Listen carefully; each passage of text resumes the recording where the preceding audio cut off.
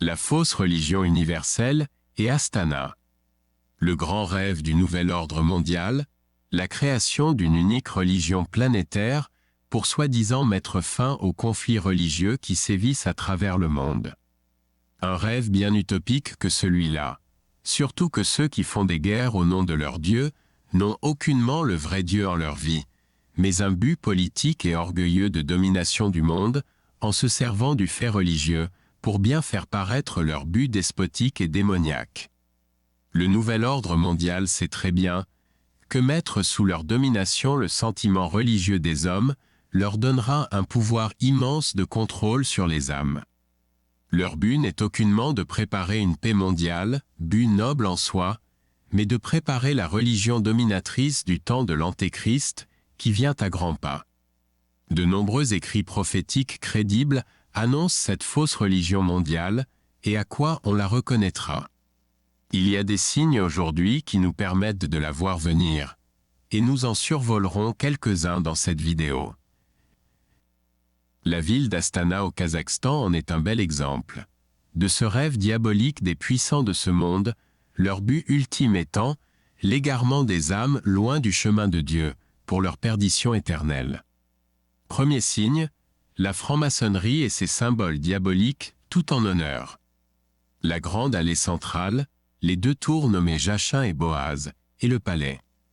La pyramide, que nous entrevoyons derrière le palais, et les astres du jour et de la nuit à ses côtés. La tour comme illustrée sur ce dessin, des symboles francs-maçonniques.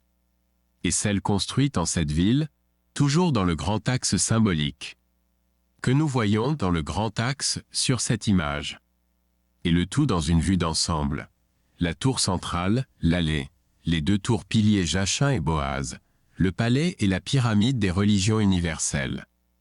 Et vue dans l'autre sens, avec la pyramide en avant-plan.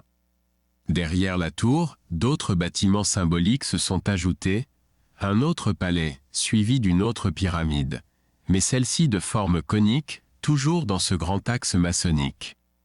Le projet final de l'ensemble de cette seconde pyramide ressemblera à ce dessin. Dans la tour du soleil se retrouvent des symboles étranges, l'empreinte d'une main, celle de l'ancien président Nursultan Nazarbayev, qui a mis en œuvre ce très vaste chantier, ainsi qu'un globe des religions du monde. Maintenant, abordons le sujet de la pyramide des religions universelles, c'est le point central, où s'ébauchent les sombres desseins du gouvernement mondial, la réunion de toutes les religions en une seule, une sorte de nouvel âge, puisant sa doctrine dans toutes les religions, pour essayer de la faire accepter à tous les peuples du monde. Cette pyramide est de 62 mètres de haut, et elle possède 3 étages, en plus du sous-sol ténébreux selon certains, où se retrouve un opéra de 1500 places. Le premier étage est la salle de rassemblement des religions du monde, où se tiennent les discussions lors de ces événements spéciaux. Et nous voyons ici l'affiche officielle lors de ces réunions. De cette salle, tous les participants peuvent admirer le dieu soleil, tout au haut de la pyramide, par un plafond doté d'un grand puits de lumière. Nous le voyons plus précisément sur ces deux images. Ces symboles ésotériques devraient faire fuir les chefs de certaines religions, comme les chrétiennes et musulmanes, mais cela ne semble pas les importuner, ni leur mettre la puce à l'oreille. Ils y restent de bon cœur malheureusement. Le second étage est un étage d'ascension, par une grande escalier entourée de verdure de la mer-terre, en élévation vers le 3e étage des initiés. Tout en bas nous y voyons la salle des religions du monde, symboliquement toutes à leur place dans les bas niveaux, selon les francs-maçons. Le 3e étage des initiés leur étant probablement accessible, à condition qu'ils fassent tous les changements nécessaires à leur religion propre, selon les vues maçonniques, et conformes au nouvel ordre mondial et au règne du chef à venir, l'Antéchrist. Le 3e étage des initiés était ainsi configuré et décoré. Les colombes de paix, annonciatrices d'un nouveau monde ornant tous les vitraux, sous la lumière divine de ce faux dieu soleil trônant au sommet, comme nous le voyons ici, vu de l'extérieur de la pyramide de ce 3e étage des initiés. Maintenant que nous avons décrit plus en détail cette pyramide, voyons quelques prophéties décrivant cette fausse religion universelle que souhaitent tant tous ces serviteurs de Satan pour que les hommes l'adorent à la place du vrai Dieu trinitaire. Voyons ici celle de la bienheureuse Anne-Catherine Emmerich. J'eus une vision, où je vis les autres dans la fausse église, édifice carré, sans clocher, noir et sale, avec un comble élevé. Commentaire, cela ressemble fort à une pyramide, carré et comble élevé. Suite du texte, ils étaient en grande intimité avec l'esprit qui y règne. Cette église est pleine d'immondices, de vanité, de sottise et d'obscurité. Presque aucun d'eux ne connaît les ténèbres au milieu desquelles ils travaillent. Tout y est pur en apparence, ce n'est que du vide. Vision du 12 novembre 1820. Je voyageais à travers une contrée sombre et froide. Commentaire, comme au Kazakhstan. Suite du texte, et j'arrivais dans la grande ville. J'y vis de nouveau la grande et singulière église qu'on y construisait. Il n'y avait là rien qui fût saint. Je vis cela de la même manière que je vois une œuvre catholique, ecclésiastique, à laquelle travaillent en commun des anges, des saints et des chrétiens. Mais ici le concours était donné sous d'autres formes plus mécaniques. Je vis en haut tirer des lignes et tracer des figures, et je vis comment, aussitôt, sur la terre, un homme se trouvait avoir dressé un plan, un dessin. Je vis l'action de ces orgueilleux esprits planétaires, dans ses rapports avec cette construction, se faire sentir jusque dans les régions les plus éloignées.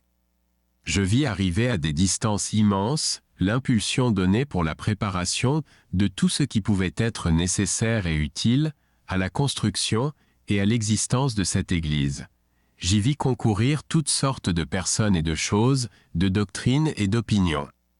Commentaire, toutes les religions mondiales en ces réunions. Suite du texte, il y avait dans tout cela quelque chose d'orgueilleux, de présomptueux, de violent, et tout semblait réussir, et m'était montré dans une foule de tableaux. Je vis monter et descendre des esprits planétaires, je les vis envoyer des rayons sur les gens qui construisaient l'édifice. Tout se faisait selon la raison humaine. Ils bâtissaient une grande église, étrange et extravagante. Tout le monde devait y entrer pour s'y unir et y posséder les mêmes droits. Évangéliques, catholiques, sectes de toute espèce. Ce devait être une vraie communion des profanes, où il n'y aurait qu'un pasteur et un troupeau.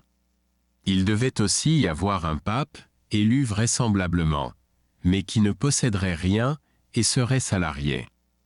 Tout était préparé d'avance, et bien des choses étaient déjà faites. Mais à l'endroit de l'autel, il n'y avait que désolation et abomination. Une fausse église sans rédempteur, dont le mystère est de n'avoir pas de mystère. Par conséquent, son action est temporelle, finie.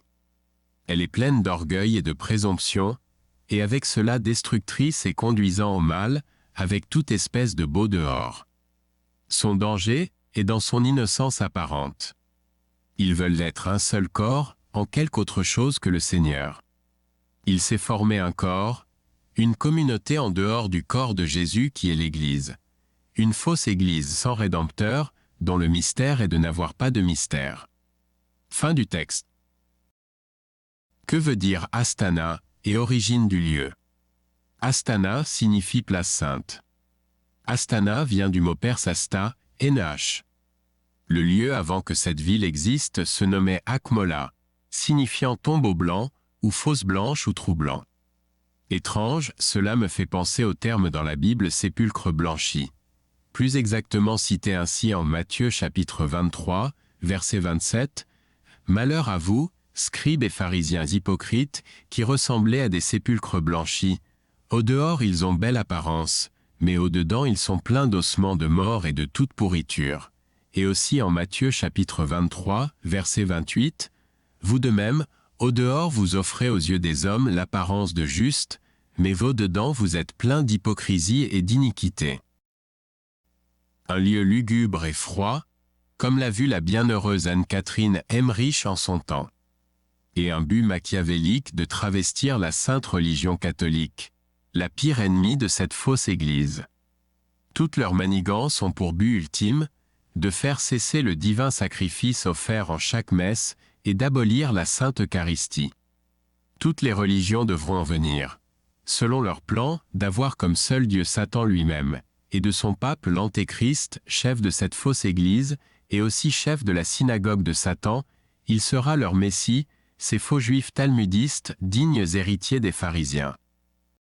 Et pour conclure cette vidéo, il est intéressant de noter que ce nom Astana ressemble étrangement au mot latin Satana, Satan en français, signifiant adversaire de Dieu. Simple hasard ou signe du ciel.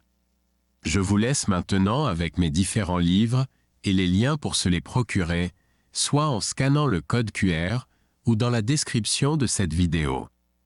Que Dieu protège et fortifie son Église contre tous les serviteurs du malin bien à l'œuvre. Amen. Rémi de Champlain, en ce 1er mai 2024, fête de Saint Joseph Artisan.